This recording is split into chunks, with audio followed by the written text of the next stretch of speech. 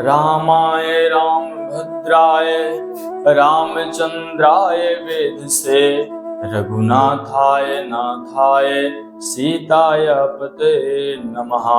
बोले राजा रामचंद्र भगवान की जय। बहुत सारे लोगों का प्रश्न हमारे पास तक आता है। लोग पंचामृत तो जानते हैं कि पंचामृत में कौन कौन से सामग्रियां पड़ती हैं, क्योंकि घरों में पूजा करवाते हैं तो हमारे जो पंडित जी होते हैं तो वह सब बतला देते हैं कि पंचमेवा हो गया, और ठाकुर जी को स्नान जो कराते हैं पंचमेवा और पंचामृत हो गया। लेकिन पंचगव्य किसको कहते हैं, ये हमारे तक एक प्रश्न आया भगत का। उन्होंने पूछा है कि महाराज जी पंचगव्य किन चीजों से मिलकर बना होता है और पंचगव्य का काम क्या होता है। तो आज का सत्संग हम आगे इसमें बतलाएंगे कि इसका महत्व क्या होता है और कब कब विशेषतः इसको लिया जाना चाहिए या लिया जाता है। तो आइए हम जानते हैं इस सत्संग के माध्यम से कि पंचगव्य क्या है, किन चीजों से मिलकर बना होता है। तो सबसे पहले देखिए पंचामृत हम आप लोगों को, हमें जहां तक पता है कि आप लोगों को पता होगा, लेकिन फिर भी थोड़ा ज्ञानवर्धन के लिए हम आप लोगों को बतला दें कि जो पंचामृत है वह दुग्ध, दही, घृत, मधु अर्थात शहद और शर्करा अर्थात शक्कर, इन 5 चीजों से मिलकर जो बनता है वह बनता है पंचामृत। पंचमेवा में नाना प्रकार के मेवा हैं, आप कोई भी मिला सकते हैं। उससे ठाकुर जी का स्नान भी होता है, स्नान करके वही हम लोग पंचामृत प्रसाद के रूप में ग्रहण करते हैं। विशेषता पंचामृत का जो विधान है वह आप लोग घर में जब सत्यनारायण भगवान की कथा सुनते हैं तो शालिग्राम भगवान को स्नान करवा के और आप लोग निश्चित रूप से वह प्रसाद ग्रहण करते होंगे। लेकिन पंचगव्य हम लोगों का जो सत्संग है आज वह आधारित है विशेषता पंचगव्य में। तो पंचगव्य में गाय से निर्मित विशेषतः 5 प्रकार की चीजें होनी चाहिए। कौन कौन सा आप लोग ध्यान रखिएगा। पहला होता है गाय का दूध, दूसरा होता है गाय का दही, तीसरा होता है गाय का घृत, चौथा नंबर का होता है गौ मूत्र, 5वां नंबर का होता है गौ गोबर। गोबर से थोड़ा सा उसका रस निकाल लिया जाता है। इन 5 चीजों से मिलाकर बनता है पंचगव्य। पंचगव्य जैसे हम कोई धार्मिक अनुष्ठान करते हैं, हम कोई जाप करें, कोई बड़ी यज्ञ करें, या हम श्रीमद् भागवत पुराण का अनुष्ठान करें, कथा श्रवण करें, उस वक्त आप लोगों ने देखा होगा कि हमारे संत समाज में भी या जो कर्मकांड संबंधी ब्राह्मण जन होते हैं, पंडित जी होते हैं, वे भी बना करके आप लोगों को पिलाते होंगे। इसका महाराज बड़ा विधान है पीने का। कहते हैं जो व्यक्ति इसको पीता है तो तत्क्षण वह पवित्र हो जाता है, अगले क्षण का इंतजार नहीं करना पड़ता। ऐसा महापुरुषों का कथन है कि तत्क्षण पंचगव्य पाने से वह व्यक्ति बिल्कुल पवित्र हो जाता है।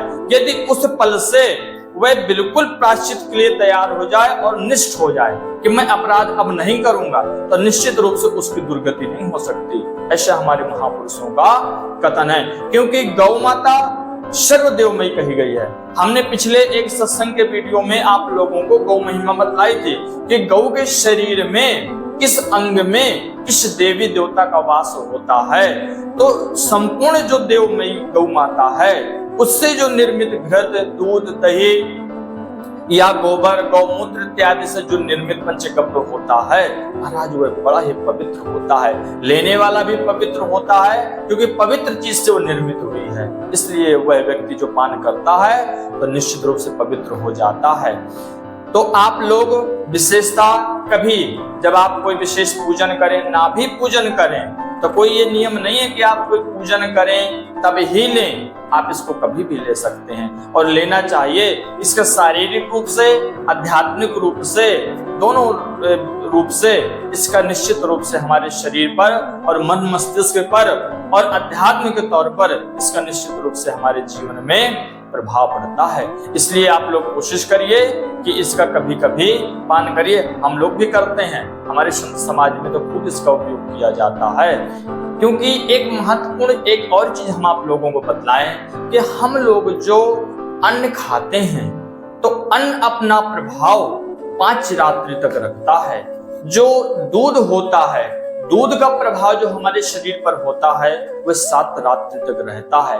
जो हम लोग दही खाते हैं तो दही का जो हमारे शरीर में प्रभाव होता है तो वह 20 दिन लगभग रहता है। और जो घी होता है, घृत होता है, उसका जो प्रभाव हमारे शरीर पर होता है वह करेक्ट 1 महीने तक उसका प्रभाव होता है।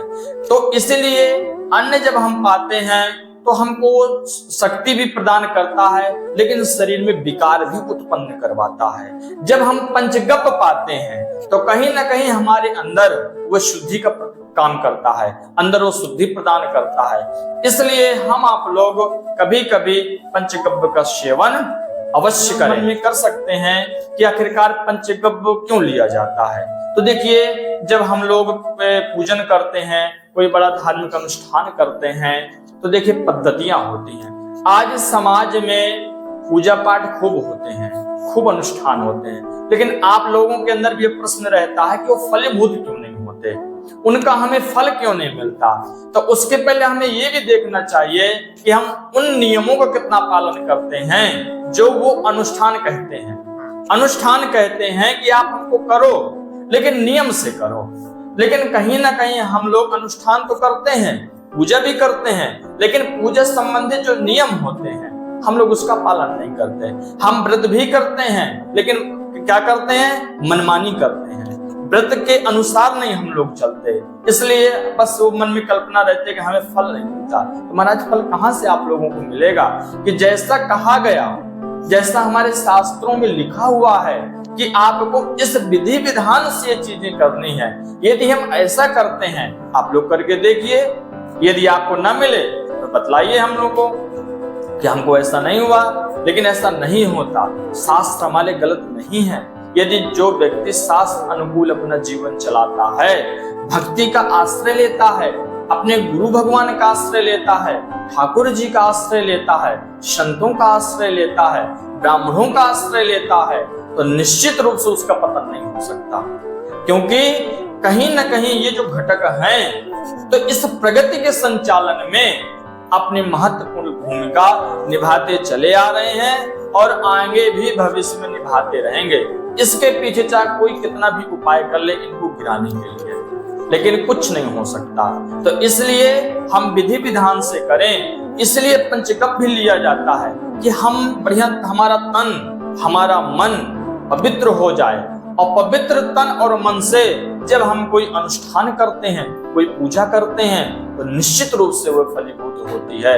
तो हमें उम्मीद है कि आप लोग निश्चित रूप से पंचगव्य के बारे में आप लोग समझ गए होंगे, इसकी महिमा क्या है, इसलिए निर्मित किससे होता है और इसलिए लिया कब जा सकता है। तो हमें उम्मीद है कि आप लोग समझ गए होंगे। बोले राजा राम।